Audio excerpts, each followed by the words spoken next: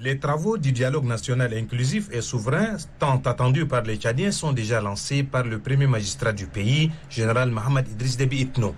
Rencontre au cours de laquelle les participants issus des différentes sensibilités du pays discuteront des sujets essentiels définissant des nouvelles bases d'une société paisible. Et ce, quelle que soit leur divergence, en mettant l'accent sur l'intérêt du Tchad, un et indivisible. À l'ouverture des travaux du dialogue, le président du Conseil militaire de transition, président de la République, chef de l'État, général Mohamed Idriss Déby Itno, n'a pas occulté ses préoccupations. Le chef de l'État s'est félicité de la participation des bons nombres de Tchadiens venus de tous les horizons à ces assises historiques, tout en appelant les autres qui sont restés en marge de cette grande-messe nationale à se rejoindre à leurs frères. Car le Tchad a besoin de tous ses fils pour définir de nouvelles orientations régissant son bon fonctionnement.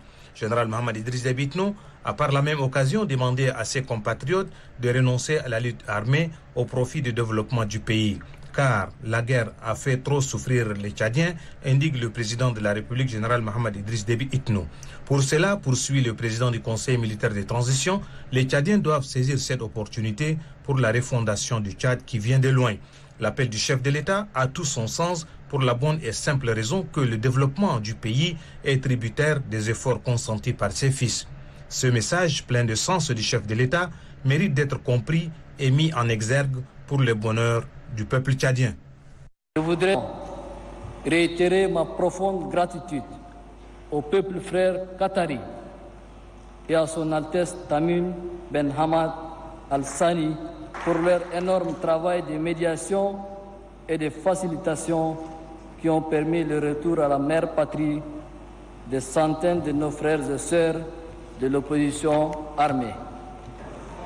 Tout au long de la transition consensuelle et apaisée, nous avons bénéficié de l'attention et de l'accompagnement de l'ensemble des pays amis et frères et des institutions partenaires régionales et internationales.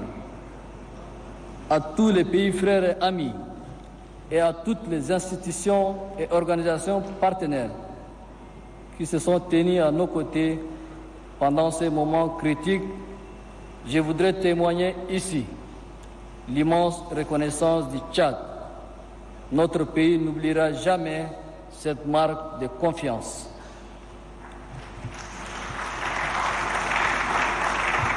Je sais combien leur accompagnement actif a été déterminant dans l'évolution de la transition et pour la tenue de cette rencontre. Je suis convaincu que l'apport inestimable de nos partenaires ne nous fera pas défaut pour la suite du processus.